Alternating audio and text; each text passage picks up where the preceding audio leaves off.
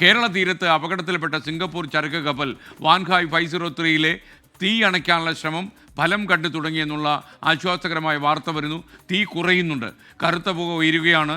പൂർണ്ണമായും തീ നിയന്ത്രണ വിധേയമാക്കാനുള്ള തീവ്ര ശ്രമം ഇപ്പോഴും തുടരുന്നുവെന്നാണ് ഞങ്ങളുടെ ബ്യൂറോ റിപ്പോർട്ട് ചെയ്യുന്നത്. തീ അണയ്ക്കാനുള്ള ശ്രമങ്ങൾ ഇന്ന് രാത്രിയിലും തുടരും. 3 കപ്പലുകൾ സംയുക്തമായിട്ടാണ് ഈ ശ്രമം തുടരുക.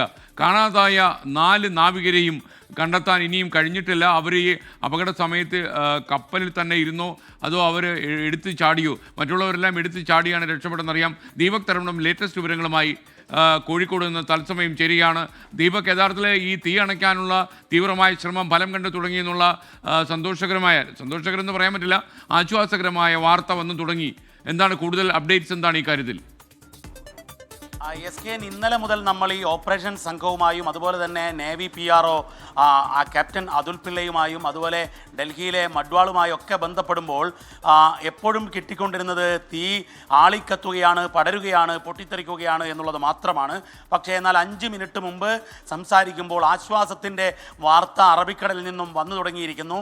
തീ അല്പമൊന്ന് തീയുടെ ഇൻറ്റൻസിറ്റി, തീവ്രത കുറഞ്ഞിരിക്കുന്നു, എന്നാൽ പടർന്നിട്ടുണ്ട്. അതായത് അതിതീവ്രമായിട്ട് തീ ഇങ്ങനെ പൊട്ടിത്തെറിച്ചുയരുന്ന സാഹചര്യത്തിൽ നിന്നും തീയൊന്ന് അമർന്ന് കരിപ്പുകയാണ് ഇപ്പോൾ വന്നുകൊണ്ടിരിക്കുന്നത് എന്നുള്ളതാണ് ഏറ്റവും പുതിയ ആശ്വാസ വാർത്ത.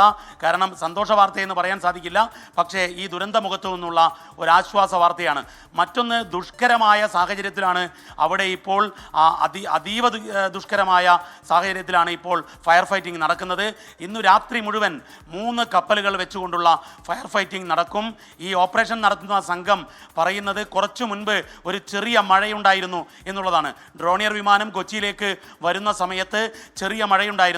ആ മഴ ശക്തമായി പെയ്താൽ ഈ രാത്രിയിൽ 3 ഈ കപ്പലുകളുമായി, അതായത് ICGSന്റെ സമുദ്രപ്രഹർ അതുപോലെ സചേത് സമർത്ത്, ഈ സമുദ്രപ്രഹറിൻ്റെ ഒരു പ്രത്യേകത, അദ്ദേഹം ആ കപ്പൽ ഈ പൊല്യൂഷൻ കൺട്രോൾ വെസൽ എന്ന് പറയും, PCV. മറ്റേതെല്ലാം തന്നെ സ്പീഡ് ഓഫ് ഷോർ പൈലറ്റ് വെസലാണ്, ഓഫ് ഷോർ പെട്രോൾ വെസലാണ്.